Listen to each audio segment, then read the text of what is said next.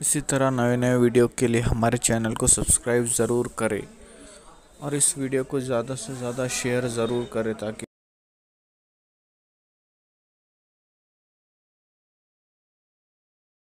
حدیث پاک ہے کہ جب پہلی شب آتی ہے تو عرش کے نیچے سے ہوا چلتی، جنت کے سارے دروازے کھول دیے جاتے ہیں، جہنم کے دروازے بند کر دیے جاتے ہیں، اور اللہ اپنے بندوں کو رحمت والی نگاہ سے، پیار کی نگاہ سے دیکھتا ہے۔ جس پر نظر پڑ جاتی ہے اس کی مغفرت کر دی جاتی ہے۔ اور مشہور ہے، آپ نے بار بار سنا ہے کہ فرض کا، نفل کا ثواب فرض کے برابر، فرض کا ثواب 70 فرائض کے برابر۔ اس میں کچھ کام کرنے کے ہیں، تھوڑا سا اس کو میں پہلی شب تو عرض کر دیتا ہوں۔ کچھ چیزوں کو اپنا معمول بنائیے گا، اس کی برکت آپ کو سال بھر نہیں بلکہ انشاءاللہ زندگی بھر ملے گی۔ نمبر 1، سحری روز کھائیے۔ کچھ لوگ بڑی بہادری دکھاتے ہیں کہ ہم تو حضرت بغیر سحری کا روزہ رکھتے ہیں۔ بغیر سحری کا روزہ رکھنا یہ فضیلت کی بات نہیں، فضیلت کی بات ہے آپ سحری کھائیے۔ اب سحری کھانے کا مطلب یہ نہیں ہے کہ آپ قیمہ بھی کھائیے، پھر کیلے بھی کھائیے، پھر نان بھی کھائیے، اور پھر اس کے بعد ترلی بھی پیجیے اور عصر تک ڈکانے لیتے رہیے، ایسا نہیں۔ بہترین سحری ہے کھجور اور دودھ، بلکہ یہ بعض مقامات پر سنت بھی ہے کہ اللہ کے رسول علیہ السلام نے اکثر سحر کے اندر دودھ اور کھجور کو پسند فرمایا۔ ایک تو کیونکہ سحری کا ثواب یہ ہے کہ ہزاروں فرشتے سحری کھانے والوں کے لیے مغفرت کی دعا کرتے ہیں۔ اور سحری میں جلدی اٹھیے۔ میں نے ابھی مغرب میں ایک مسجد کا افتتاح تھا، اس میں بھی لوگوں سے یہی گزارش کی، لیکن چونکہ یہاں لوگ بڑی تعداد میں اور پھر دنیا بھر میں لوگ سنتے ہیں یہاں کا درس انٹرنیٹ کے ذریعے سے، تو چاہتے ہیں کہ دنیا بھر تک اللہ جہاں تک چاہے پیغام پہنچ جائے۔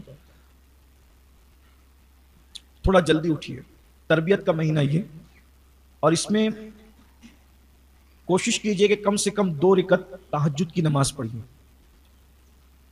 اور تہجد گھر میں پڑھنا افضل، اگر گھر میں گنجائش ہو گھر میں، نفل نماز افضل ہے گھر میں پڑھنا، اس سے آپ کے بچوں کو ترغیب ہوگی، اور گھر کے لوگوں کو بھی یہ ذہن بنائیے کہ وہ سحری میں اٹھے تو پہلے تہجد پڑھیں، اس لیے کہ اللہ کے رسول علیہ السلام نے فرمایا جو تہجد پڑھے گا وہ بے حساب جنت میں جائے، انشاءاللہ اس کا حساب نہیں ہوگا، بہت بڑی سعادت ہے۔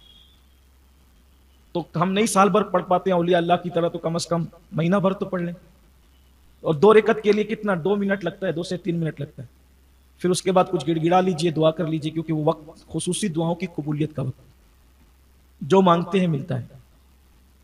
یوں تو رمضان شریف کے علاوہ بھی وہ رات کا آخری پہر دعاؤں کی قبولیت کا وقت ہے، لیکن جب رمضان شریف آتا ہے تو پھر اس میں اور خصوصیت آ جاتی ہے۔ ایک یہ چیز، دوسری یہ چیز کوشش کیجئے کہ رمضان شریف میں کم سونے کی کوشش۔ ہم لوگوں کے لیے سیزن رہتا ہے سونے کا، اگر فجر میں آپ سوتے ہیں تو آپ ظہر میں اٹھ جائیے، لوگ عصر تک سوتے رہتے ہیں، اس لیے کہ روزے کا مقصد ہے بھوک اور پیاس کا احساس۔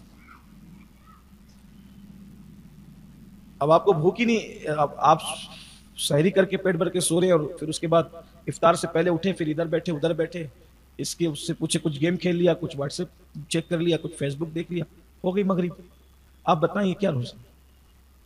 ابھی میں نے مغرب میں لوگوں سے یہی کہا کہ جو روزہ آپ کو مسجد تک نہ لا سکے گا وہ روزہ آپ کو جنت میں کیا لے جائے گا؟ وہ تھوڑا سا روزہ اب تک آپ نے اپنی مرضی سے رکھا ہے، ذرا اللہ رسول کی مرضی والا روزہ بھی ایک مرتبہ رکھ کے دیکھ لیں، تو اس کی برکت آپ زندگی بھر محسوس کریں۔ اور آپ سے یہ بھی گزارش ہے کہ سب لوگ اس تصور سے اس رمضان شریف کو گزاریں کہ شاید یہ ہماری زندگی کا آخری ماہ رمضان ہے۔ اللہ آپ سب کو ہم کو بار بار نصیب کرے، لیکن اس تصور میں جاتا کیا ہے؟ ویسے بھی بزرگان دین کہتے ہیں کہ ہم جو نماز پڑھتے تھے سمجھتے تھے کہ یہ ہماری زندگی کی آخری نماز، تو جس نماز کو آپ آخری نماز سمجھ کر پڑھیں گے تو اس کی لذت ہی کچھ اور رہے۔ تو اس لیے ماہ رمضان شریف اس تصور سے گزارے کہ شاید یہ میری زندگی کا آخری ماہ رمضان، ایک ایک لمحے کی قدر کیجیے۔ تو اس میں صحابہ کرام تو بستر باندھ کے رکھ دیتے تھے، صحابہ بستر باندھتے تھے کہ سونا نہیں ہے، بس اتنا ہی سونا ہے جتنا صحت کے لیے بہت زیادہ ضروری ہے، باقی جگتے رہنا۔ اور ویسے بھی جاگنا زندگی ہے اور سونا موت ہے۔ اس قوم نے جب سے سونا شروع کر دیا ہے یہ قوم ماری ہی جا رہی ہے. جب تک یہ قوم جگتی رہتی تھی اس وقت تک اللہ تعالیٰ نے اس قوم کو بہت عروج عطا کیا. کوئی مارتا نہیں تھا. سو رہے ہیں اور سونا موت سے قریب ہے. پھر اس کے بعد 4 چیزیں اللہ کے رسول علیہ السلام نے بتائی ہے, اس پر غور فرمائیں. یہ حضور علیہ السلام کا بتایا ہوا یہ رمضان شریف کے 4 اعمال ہیں. نمبر 1 اور سب کے لیے آسان ہے, کسان ہو, لوم مزدور ہو, سائزنگ مزدور ہو, امیر ہو, غریب ہو, عالم ہو, وغیرہ سب کے لیے. آقا علیہ السلام فرماتے ہیں رمضان شریف میں 4 چیزیں کثرت سے کرو. نمبر 1 پہلا کلمہ طیبہ کثرت سے پڑھو. لا الہ الا اللہ محمد الرسول اللہ صلی اللہ علیہ وآلہ وسلم. کیسے پڑھیں گے؟ لا الہ الا اللہ محمد الرسول اللہ صلی اللہ علیہ وآلہ وسلم. لا الہ الا اللہ محمد الرسول اللہ صلی اللہ علیہ وآلہ وسلم. پہلا کلمہ کثرت سے, سب کو یاد ہے, کثرت سے پڑھیں. اس سے بہتر کوئی ذکر نہیں. نمبر 2 استغفار کی کثرت کریں. استغفر اللہ ربی من کل ذنب واتوب الیہ. جو استغفار یاد ہو, بہت لمبا چوڑا نہ یاد ہو تو استغفر اللہ استغفر اللہ استغفر اللہ کرتے ہو.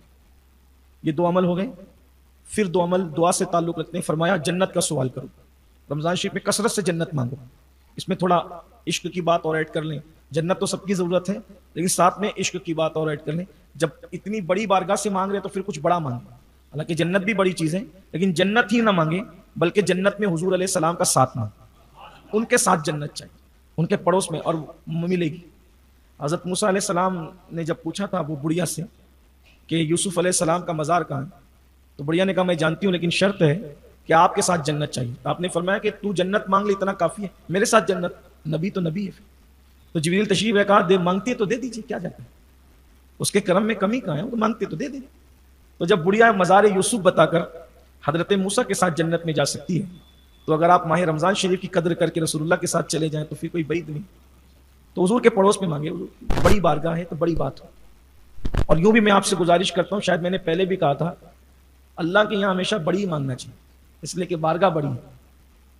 ہمیشہ وہاں سے بڑا مانگا کرو, بڑی چیز مانگا کرو, اور دینے والا یقین سے مانگا کرو, اس پہ یقین ہے. تو پہلی چیز کلمہ طیبہ, دوسری چیز استغفار, تیسری چیز جنت کا سوال, اور وہ بھی رسول اللہ کے ساتھ ان کے پڑوس میں صلی اللہ علیہ وسلم. اور چوتھی چیز جہنم سے پناہ مانگنا. اس کا وہ دعا سن لیں, اللہم اجرنا من النار. کیا پڑھے؟ اللہم اجرنا من النار. پڑھتے رہیے. اس کا مطلب ہوتا ہے اللہ میں جہنم کی آگ سے تیری پناہ مانگتا ہوں. اور ایک حدیث پاک میں ہے کہ جو مغرب کی نماز کے بعد کسی سے بات کیے بغیر 7 مرتبہ کہہ لے اللہم اجرنا من النار, انشاءاللہ وہ جہنم میں نہیں جائے گا مغرب کی نماز کی. اور رمضان شریف میں کثرت 4 اعمال ہے, درود شریف, استغفار, اور جنت کا سوال, اور جہنم سے اللہ کی پناہ.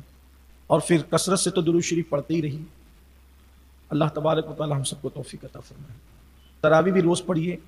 2 دن 3 دن پڑھ کے لوگ کم ہونے لگتے ہیں, حضرت پیر درد کر رہے ہیں.